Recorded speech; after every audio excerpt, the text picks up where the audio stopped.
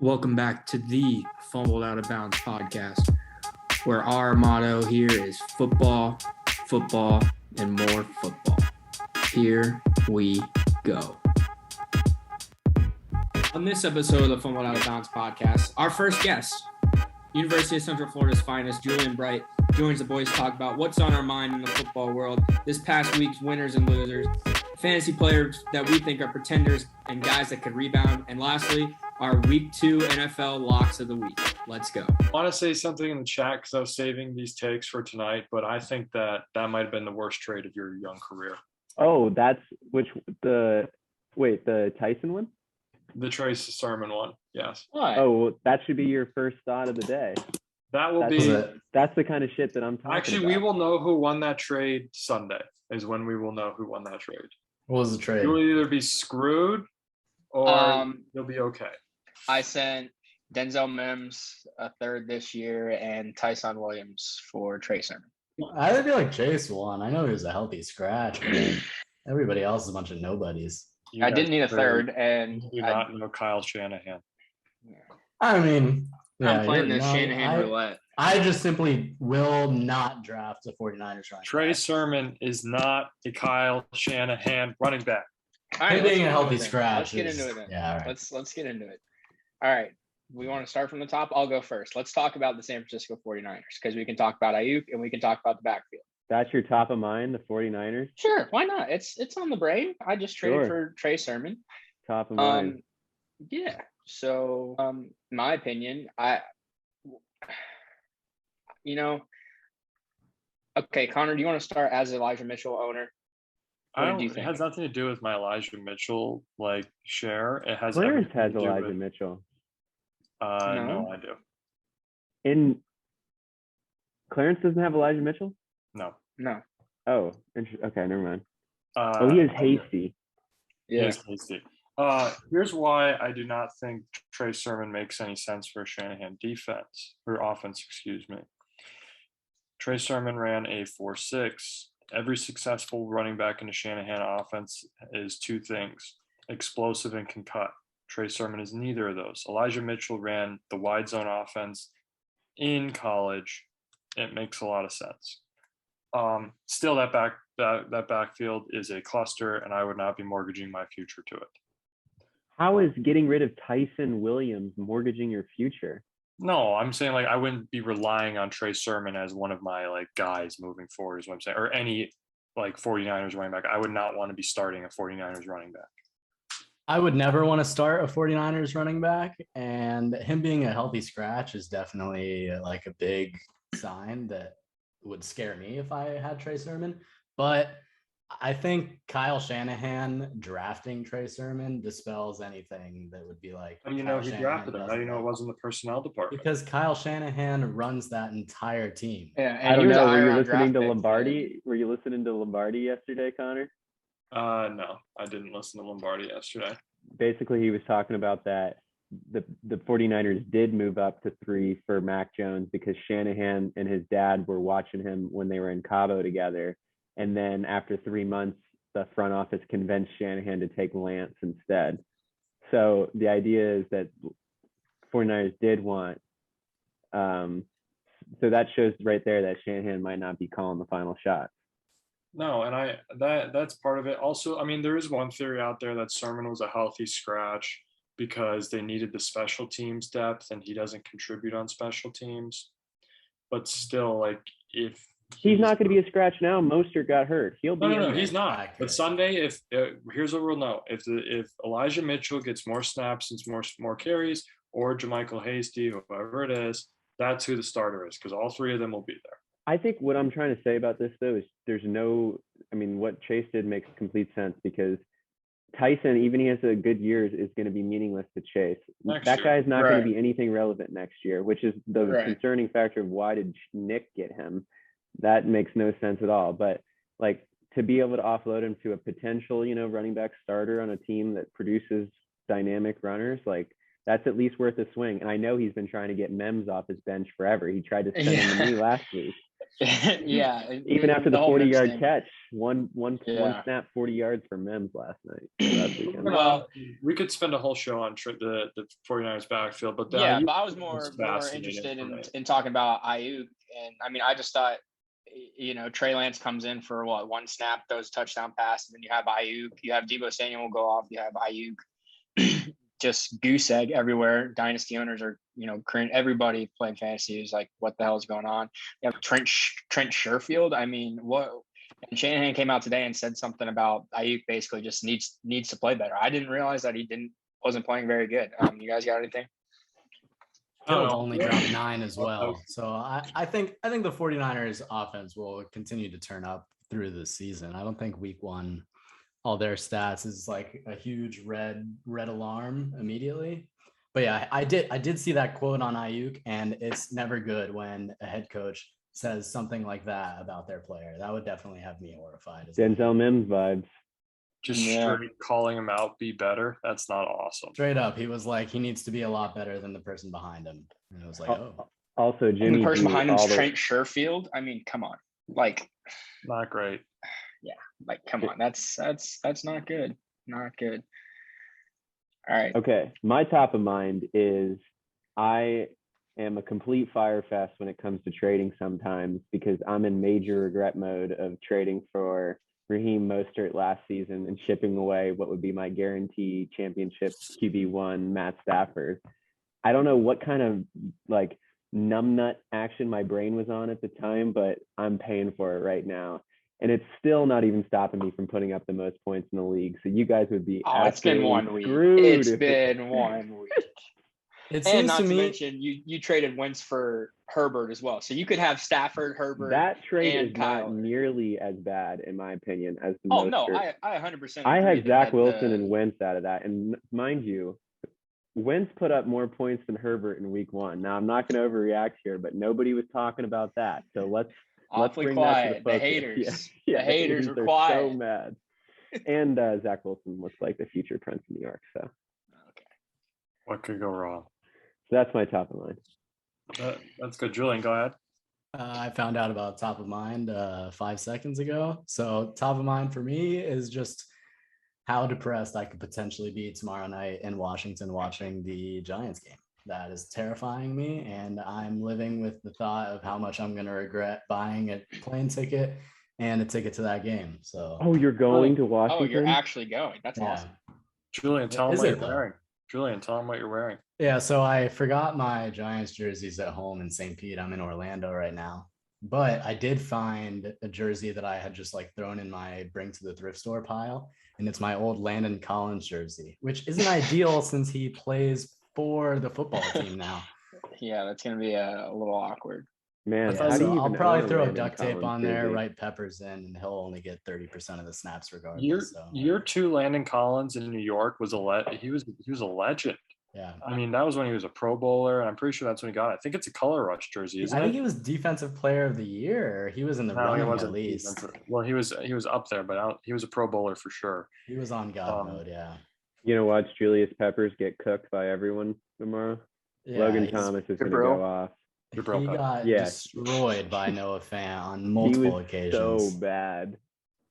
I don't know how they run him out there. No, That's pain. He's the pride of Paramus Catholic. You got to listen to the Lombardi line and listen to his commentary on the Giants' performance the last weekend. Heard it. I heard it. So my top of mind is similar in the Giants vein, but different. My top of mind is the Chargers. Good football team. Because the Giants could be the Chargers, but they're not. The Chargers rolled out Rashawn Slater for his first career start at left tackle, and dude was just an absolute baller. They have their QB of the future with Justin Herbert. They got playmakers all around them. They have an awesome defensive line, good coaching, and they're what the Giants could be, and they're not. So that's kind of top of mind for me this week, what could have been. But here we are, 0-17, woohoo. Moving on to winners and losers. Chase? Who's your winner of the weekend? Winner of the weekend. Dude, I don't know. I'd probably say the NFC West. I was very impressed. Every single team won. I mean, I know the 49ers played the Lions, but I thought every team looked very good. I thought the Cardinals, obviously, Shane and I, we talked about it. I was on Titans -3. I thought Titans were going to come in, You at thought home. you were. Oh, no, you were. You did make that bet. Yeah, I did. Well, we had the whole debacle that I Debacle, yeah. But yeah, I was very impressed with Arizona. Chandler Jones just could not. Did you guys see the whole Taylor Lewan thing where he tweeted about like, oh, it's such a beta move? Whatever. But I thought Russell Wilson looked. I mean, first half for us, he had a few deep bombs to Shane's boy Tyler Lockett. I thought he looked very good against. I think the Colts are. They built the team the right way. So I think they're a very good team. I was very impressed with what I saw from the Seahawks, from the Cardinals as well, and then the Rams. The Bears aren't very good, at least until they get a new regime in there. But I think Jalen Ramsey is just incredible. If you watch some of the game, he's just all over the field. He's listed as a cornerback, but he just plays wherever. I think he just gets bored and just calls his own plays on defense and just sort of moves around the field. So yeah, I would say NFC West, all those teams looked like they're going to compete for a playoff spot this year. My winner of the weekend is Jimmy Garoppolo. Jimmy G came out and led his 49ers team to put up 41 points, excluding a Trey Lance touchdown early on. But he's my winner of the weekend because he showed command of that offense. He had no doubt in his ability to execute on it. Now he's going up against the Lions, which is not one of the better teams out there, but I think we could have easily seen a subpar performance out there. And then the media is going to be calling for his head to put Trey Lance in there. So it was good to see Jimmy G go out week 1 and have a strong performance and lead that team. I definitely think Garoppolo is going to have an excellent year this year. I mean, he did lead the team to the Super Bowl. Everybody's so down on Garoppolo, but it's definitely big Alex Smith and Mahomes' first year vibes. That he wants to turn up. He wants that next contract on the next team he's going to be on next year. He still wants to prove to everybody he's got it. I definitely think he's going to be good for the rest of the season, and I don't think there's going to be any doubt whether to put Trey Lance in or not, just because I think the 49ers are going to win a ton of games, and Garoppolo is going to do everything that he needs to do to get them to win games. But we'll see Trey Lance eventually, and he'll be a stud. Let's hear your winner, Julian. My winner, probably to piggyback off Chase, the Cardinals specifically, just because everybody knew the NFC West was going to be so dominant. I still don't think the Cardinals have a chance in that division, but I don't think anybody was expecting them to be as explosive as an offense that they were. I mean, everybody thought the Titans were going to be awesome, and the Cardinals just absolutely shit on them the entire game. And they were by far the most fun team to watch this week. I'm definitely excited to see what they're going to do the rest of the season. And I hope they can actually put up some competition against the Seahawks, 49ers and Rams. But man, that sucks for them that they gotta be in that division because stacked. Yeah, Kyler's just so fun to watch. So fun to watch. As a fellow 5'9" king myself, just watching him compete at an NFL level and do the stuff that he does and run and make all those plays, makes me happy. He makes us short kings proud. For Allen sure. High alum Kyler Murray. Mighty quick dude. Mine was Matt Stafford, but I'm going to change it up since we've already talked about the NFC West, and Matt Stafford's kind of a layup. But as someone who loves to make fun of ESPN, the Peyton and Eli Monday Night Football good pick extravaganza, I like that, is awesome. And it is must-watch TV moving forward. I don't care who's playing, because Monday Night Football sometimes gets the short end of the stick with the primetime matchups. Traditionally, Ravens Raiders is probably not a marquee matchup by any means, but I mean I was locked into that. I mean that was a lot of fun. They have a lot of personality, so I think that's a big winner in that space, and I'm looking forward to the rest of the year with them. So yeah, to me, losers. Well, to go off you, Connor, Russell Wilson at the end of that broadcast, them keeping Russ on was so awesome. They just kept asking him. They're like, "Will you stay on for the rest of the game?" And they asked him, if he would stay on for overtime. And normally listening to Russ talk makes me so angry because he's the corniest man ever.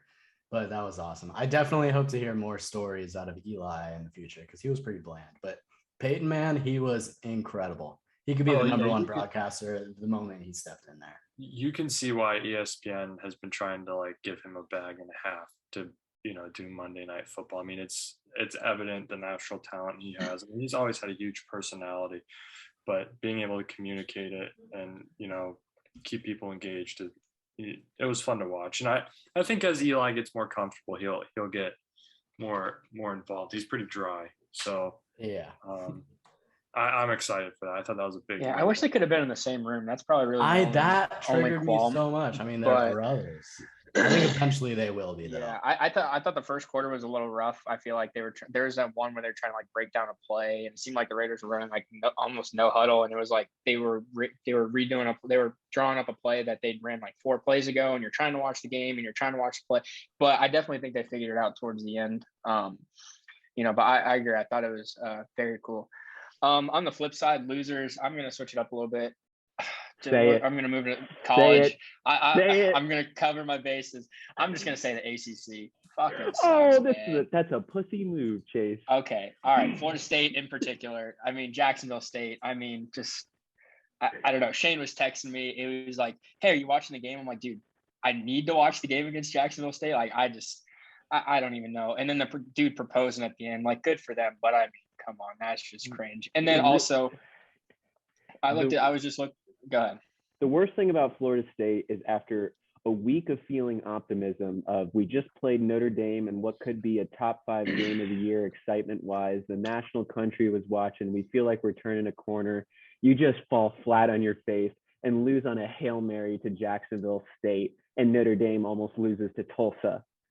Yeah, it could not have been worse. No, it was pretty much the ultimate, kick in the groin. Definitely one step forward, 3 or 4 steps back. I mean, it's just in terms of recruiting, just everything. I mean, people were really buying into Norvell. Last year, hey, okay, he's still got Taggart players, and this year he's like, okay, you got all the transfers, things like that. They're really gonna, one more year, and then you have Travis Hunter. You have a couple 5-stars coming in, hopefully. Now, who the hell knows for the 2022 class? But it's just. Yeah, and then just the ACC in general is just not very good. Clemson obviously lost to Georgia, didn't show me anything. Miami is at home against 2-0 Michigan State team this weekend. They're favored -6. Miami is, which I think they suck. They're probably going to lose on national television. Duke and Syracuse are borderline FCS teams. They're just there's nobody good in the ACC. Yeah, and then you have North Carolina lost to Virginia Tech week 1.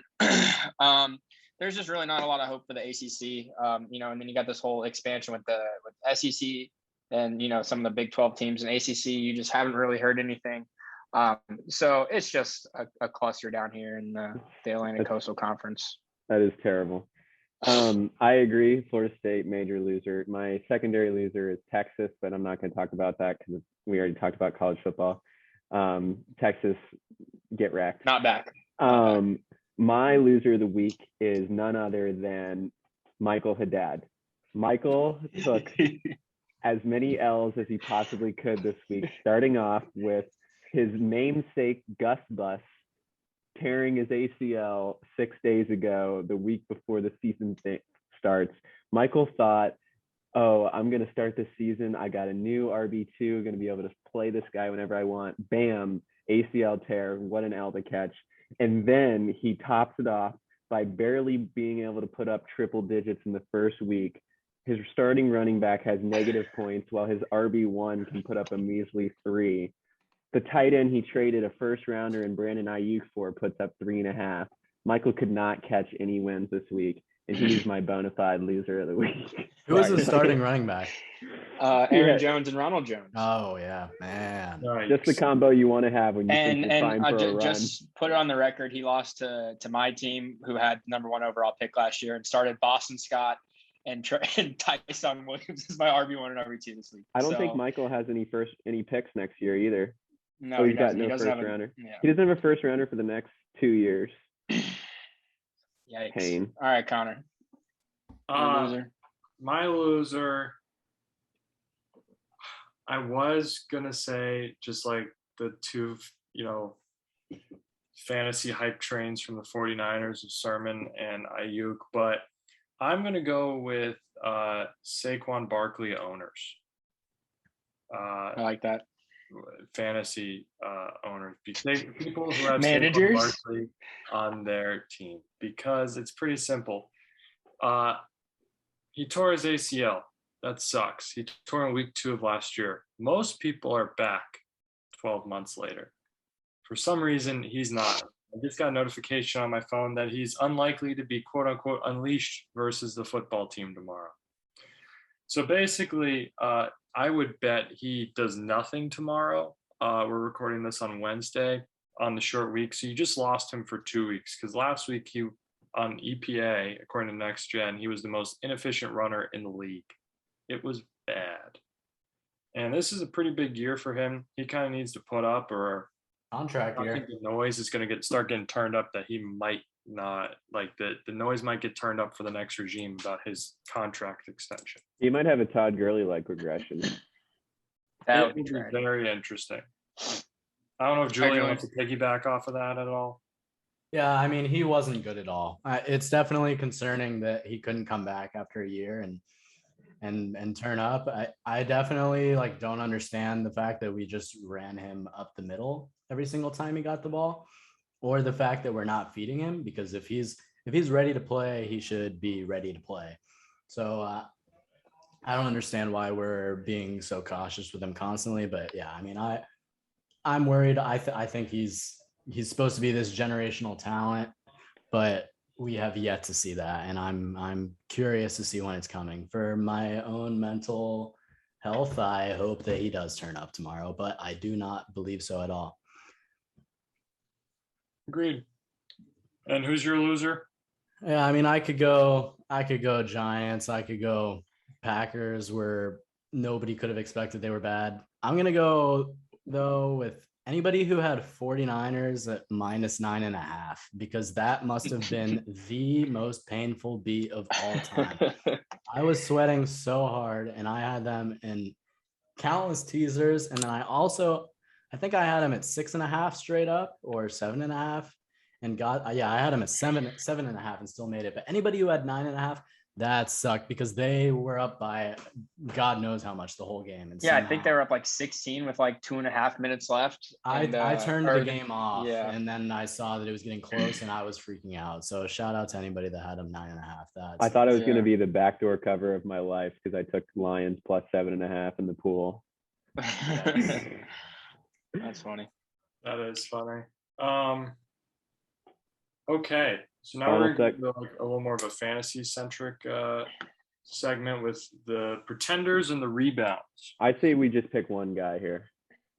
So you only want to do one pretender or one rebound? Yeah, pick which one you want to do. I just well, figured you can out. do both. I have one that I want to say. Okay. All right, go ahead. Okay. My rebound player is definitely Ronald Jones. After I just dunked on you, Michael, I'm going to come back and give you a little bit of a praise. I was super high on Ronald Jones coming into the season. I think he really got in the doghouse early on Thursday night last week, but I think that he's going to be the lead guy in this offense.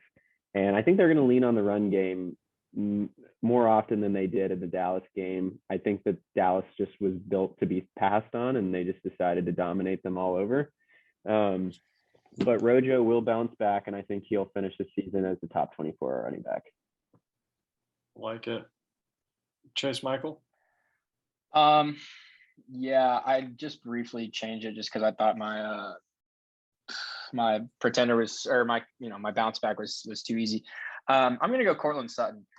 I think for a couple of reasons. He didn't, obviously 1.9 points week 1, not that good, but he's still nursing the injury from last year, coming back, and losing Judy, the Broncos, I think is going to be good for him. I think, the Broncos wide receiver room's pretty heavy. They still have, they have Noah Fant over the middle. They have Javonte Melvin in the backfield. They have Tim Patrick, KJ Hamler.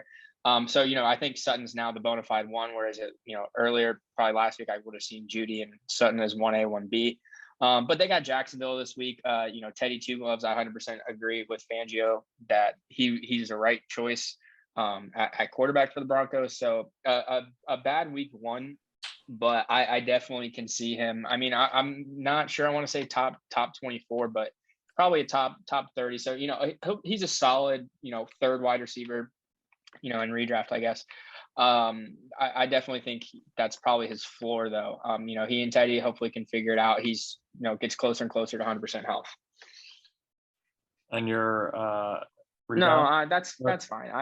That's all I need to talk about. Okay. Yeah, I like Sutton a lot. He's a stud. He was so good before he got hurt, and he'll definitely turn up now that Judy's not around. My rebound player has got to be Najee Harris. Connor actually told me this stat earlier.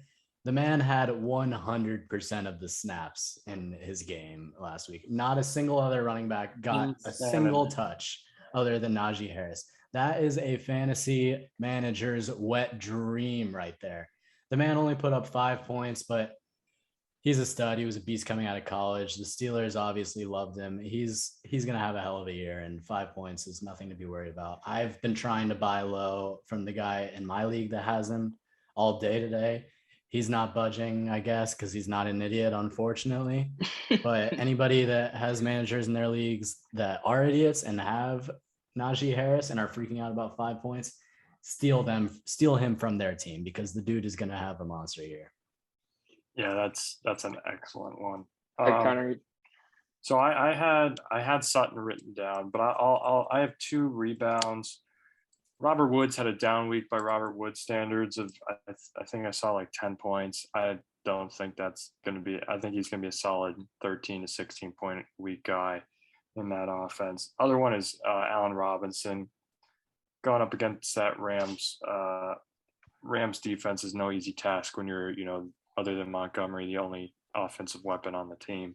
Until Justin Fields I think that they're going to be in a lot of negative game scripts, and A-Rob should have a good bounce back moving forward. Couple pretenders for you. Mike Davis. I have been out on Mike Davis since he got to Atlanta. I just don't think. Enter Peterman shakes in anger. I know. I'm just not in on Mike Davis. And then my other pretender is Mark Ingram, just because I think that they have 37 running backs in there, and Philip Lindsay, I think will end up taking a lot, and he doesn't catch passes. So, locks of the week. I still haven't figured out mine yet. I've been bouncing between some. I'll start. I'll go. Sorry, Shane. Patriots -5.5 at the Jets. I like that lock a lot. of the week. Lock of the week. I forgot about lock of the week. Patriots -5.5. I do like that one a lot. Sunday night I checked, and there were already lines up for the week, and I saw them at -3, and I've never bet a game faster in my life. I think that I think we should do something that if lock of the week loses, we have to do something. Yeah, we'll see. We'll see how it goes this week. There will be many losses. Yeah, I mean the Jets. You can't say the L word. Yeah, the L word isn't true. But yeah, I if I had a lot of money to throw, which a lot of money's not whatever, but yeah, Patriots -5.5. I thought they looked pretty good. Mac Jones, I thought he looked solid. Aguilar and Jacoby Myers both went off. I mean, had a couple bad fumbles, Patriots did, but couple bad fumbles away from winning that game. Jets, Shane, our Jets truther, can attest to their defense not being very good. No cornerbacks. Linebacking is not that good. I just don't see. I mean, I could see this being like a 20, 28, 31 to maybe like 10 game or something. I would not be surprised if Patriots blow out the Jets. I just don't see the Jets scoring more than like 2 touchdowns. It almost feels like a trap game, but I agree wholeheartedly. Like, I think the Patriots are going to destroy the Jets. I mean, it's Bill Belichick here versus a Jets team that is very bad and is just starting out. Like, I don't think they have a chance. I'll give you guys my lock of the week. A little disclaimer and major arrogance alert. I went 13-2 last week betting, so this is the part you're gonna want to tune into. Oh, so you're gonna go 2-13 this week is what I'm hearing. Nope. So my lock of the week has got to be the 49ers at -3.5. I think they are going to be an insane team. They're going to win so many games, and the Eagles destroyed the Falcons, but the score was so deceiving. Like the Falcons, that was a close game for the majority of the time. They turned it over on downs in the red zone several times, a couple bad fumbles by the Falcons, and the Falcons are a bad team. The 49ers are only 3.5-point favorites. That's got to be my easiest bet of the week. Shane Stockings. My lock of the week is Broncos -6. I like that one too. Which is a lot, but Teddy Bridgewater is a covering machine. The Jaguars are an abomination of a franchise, and Urban Meyer is clueless when it comes to coaching NFL football. They just got bodied by the Texans, who I'm high on when it comes to betting this season because people are overreacting to the quality that team is. But regardless, they're going to dominate the Jaguars, and I'm looking forward because they're better at every position. Every single position, the Broncos are better.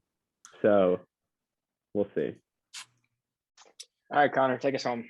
Okay, other than Alabama -16, which is that is a mortgage. Against who? I'm sorry. Remind people at home. The University of Florida, a top 5 public institution. Wait, so -16. It must be at Bama then? No.